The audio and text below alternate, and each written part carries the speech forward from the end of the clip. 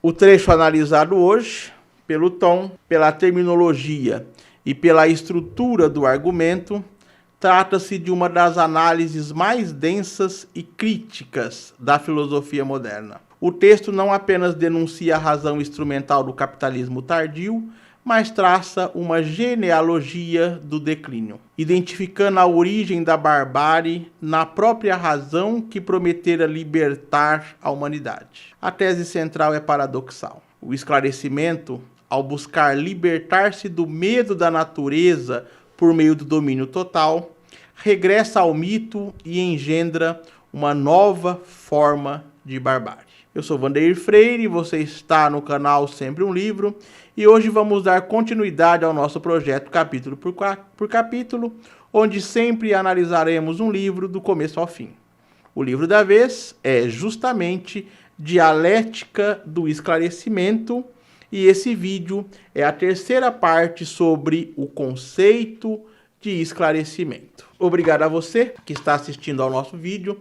Se você gosta do nosso conteúdo, por favor, deixe o seu like e se inscreva no nosso canal. O horror mítico do esclarecimento não teme o mito como superstição, mas o resquício da natureza no sujeito, o elo imediato e não mediado com o mundo. Esse medo funda o projeto civilizacional ocidental, cuja máxima é a autoconservação erigida como princípio supremo. A razão nasce, assim, como um instrumento de sobrevivência e controle. O fragmento mostra como essa razão de autoconservação, ao atingir sua plena realização, transforma-se em seu oposto, uma força cega e destrutiva. A análise propõe dois desafios: revelar a dialética entre esclarecimento e mito, e mostrar como a astúcia de Ulisses, na alegoria das sereias, antecipa a razão instrumental burguesa e o destino coisificado do indivíduo na sociedade administrada. O texto apresenta o núcleo da crítica, a teleologia da autoconservação. A civilização ocidental, especialmente a burguesa, funda-se na negação sistemática da natureza interna, corpo, sangue e alma, em favor de um eu lógico que se torna a instância legisladora da ação. O eu moderno, separado de qualquer dimensão natural, converte-se em um princípio puramente lógico. Essa purificação é também uma mutilação. O eu se forma pela renúncia ao prazer e pela submissão da vida à lógica da autoconservação. A razão assume o papel de cálculo que medeia a sobrevivência, condenando o abandono à vida como regressão. O instinto é rejeitado, e servir a um Deus que não seja produto do eu é visto como irracional. O esclarecimento burguês, em sintonia com o protestantismo, sacrifica a espontaneidade e a felicidade imediata em nome do trabalho e da disciplina. O processo de autoconservação, garantido pela divisão burguesa do trabalho, exige a autoalienação. Corpo e alma são moldados pela técnica. No limite, o sujeito do conhecimento se dissolve em mecanismos automáticos de controle. O positivismo, ao eliminar o pensamento reflexivo, consolida a razão instrumental. A razão deixa de ser crítica e torna-se mero instrumento de engrenagem econômica. Uma ferramenta para fabricar outras ferramentas. Sua rigidez e funcionalização a tornam tão implacável quanto a própria produção material. A exclusividade das leis lógicas e a univocidade da função derivam da coerção da autoconservação. O princípio da não contradição reflete a escolha básica entre sobrevivência e morte. O formalismo lógico não é neutro. Expressa os interesses de uma sociedade em que a conservação das formas raramente coincidem com a dos indivíduos. A exclusão da reflexão sobre o próprio pensamento reforça a coisificação humana e transforma o tabu em norma absoluta. O esclarecimento, assim, volta-se contra o próprio espírito que o criou. O resultado é a aporia. A natureza, entendida como verdadeiro impulso de vida, é reativada pelo mesmo processo que pretendia suprimi-la, revelando-se no destino coletivo da crise e da guerra. O eu civilizado, reduzido à função da inumanidade, realiza o medo ancestral de perder o próprio nome. A razão, que deveria libertar, torna-se o mecanismo que suprime a singularidade e submete o indivíduo. Outra parte do texto utiliza a narrativa homérica do encontro de Ulisses com as sereias como alegoria da dialética do esclarecimento. Ulisses não é apenas o herói astuto, mas o protótipo do sujeito burguês. Forma-se pela renúncia e pelo domínio, representando o eu viril e autocentrado. O canto das sereias, que sabem tudo o que jamais ocorreu sobre a terra, ameaça a ordem patriarcal e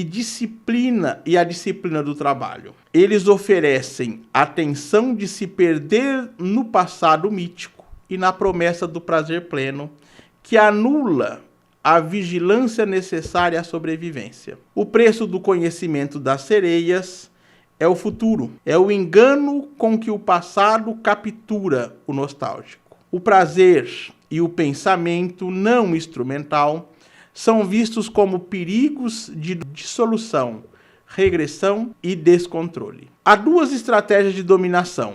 Ulisses, pensamento hostil à própria morte e à própria felicidade, adota duas estratégias que antecipam as classes do capitalismo. Os remadores, o proletariado. Ulisses tapa seus ouvidos com cera e os obriga a remar com toda a força. Representam os trabalhadores, mantidos na ignorância do prazer e do conhecimento.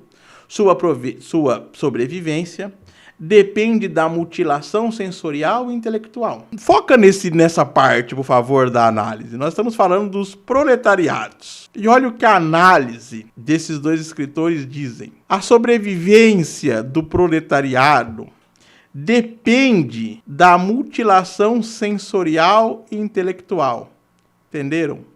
Mutilação intelectual. Isso é muito atual, até rimou. Eles devem olhar para frente, esquecer o que foi deixado para trás e transformar a distração em esforço. Eu me lembrei de um presidente brasileiro, não sei, esqueci o nome dele, que disse que as pessoas não podem estudar muito, porque se elas estudarem, se elas melhorarem de vida, ele perde votos. Se alguém souber o presidente, aí conta para nós. A segunda estratégia é Ulisses, o senhor, o proprietário, o herói, senhor de terras que faz os outros trabalharem. Escolhem ouvir o canto, mas amarrado ao mastro. Tem acesso ao prazer estético e ao conhecimento, mas sem poder agir. O que ouve não tem efeito sobre ele. A sedução é neutralizada, convertida em arte. Prazer isolado, inofensivo, separado do trabalho. Ulisses torna-se o primeiro ouvinte burguês, cuja fruição se reduz ao aplauso. A epopeia já contém a teoria correta. A cultura depende do trabalho subordinado. A arte, isolada da ação e tolerada como prazer inofensivo, confirma a dominação. A divisão do trabalho entre Ulisses e seus remadores antecipa a dialética do senhor e do servo, agora como regressão. O senhor, ao delegar o trabalho, perde a experiência viva e se reduz ao eu que comanda. O servo, embora próximo das coisas, permanece subjugado e mutilado, pois o trabalho é coação. O servo permanece subjugado no corpo e na alma. O senhor regride. A dominação paga esse preço. O avanço técnico impõe repressão, atrofia a imaginação e força a humanidade à regressão. O progresso irrefreável conduz à irrefreável regressão. Avançando na análise, o texto aborda o destino da própria razão sob o domínio da autoconservação automatizada. A dominação não apenas molda o indivíduo e a sociedade, mas também transforma o pensamento. A separação entre o intelecto autônomo e a experiência sensível empobrece ambos. O pensamento, reduzido à organização e à administração, torna-se instrumento de dominação. A eliminação das qualidades e sua conversão em funções, lógica da ciência, estende-se à experiência coletiva. A regressão das massas não é atraso individual, mas incapacidade imposta de perceber o imediato. A sociedade total absorve todas as relações, tornando os indivíduos seres genéricos, iguais pelo isolamento em uma coletividade governada pela força. O conformismo é imposto pelas condições concretas do trabalho. O pensamento crítico não é totalmente negado. Ao se objetivarem leis e instituições, a dominação precisa se limitar. O instrumento, espírito, conceito ou máquina adquire autonomia. Os meios de dominação, como a linguagem e a técnica, tornam-se acessíveis a todos. Nisso surge uma racionalidade distinta da dominação. A objetividade dos meios, ao se tornar universalmente disponível, contém em si a crítica da própria dominação. No entanto, a máquina mutila os homens mesmo quando os sustenta. A razão alienada, materializada nas máquinas, aponta para a possibilidade de reconciliação entre pensamento e vida, uma utopia negada pela própria dominação como mera ideologia. O texto denuncia a substituição da antiga apologética burguesa, que via a catástrofe como resultado necessário das leis sociais, por mitos de missão e destino. Os dominadores já não creem na necessidade objetiva. Tornam-se engenheiros da história. Mas seu poder consciente é tão cego quanto os mecanismos econômicos que pretendem controlar. O paradoxo é que o poder do sistema cresce enquanto se emancipa da natureza. A razão da sociedade racional revela-se ultrapassada. O pensamento, ainda preso à lógica da dominação, pode, contudo, reconhecer nela a própria natureza, alienada e irreconciliada, e, ao refletir sobre si, admitir-se como dominação e buscar reconciliação com a natureza. O fim do fragmento, apesar do pessimismo da obra, abre uma possibilidade de esperança, não na ação imediata, mas na firmeza da teoria. A dominação não se elimina por fuga. Abandonar a necessidade, o progresso, a civilização, implicaria renunciar ao conhecimento. Contudo, a razão pode tornar-se visível em sua própria alienação. Quando o espírito se reconhece como natureza dividida, perde a posição de senhoria que o prende à natureza. O conceito, usado como ciência, domina. Usado como consciência do próprio pensamento, mede a distância que perpetua a injustiça. A crítica atinge também um socialismo mecânico que trata a necessidade material como algo fixo, rebaixando o espírito a mero epifenômeno. Essa postura transforma a relação entre necessidade e liberdade em cálculo mecânico e converte a natureza em fator totalizante que absorve a liberdade.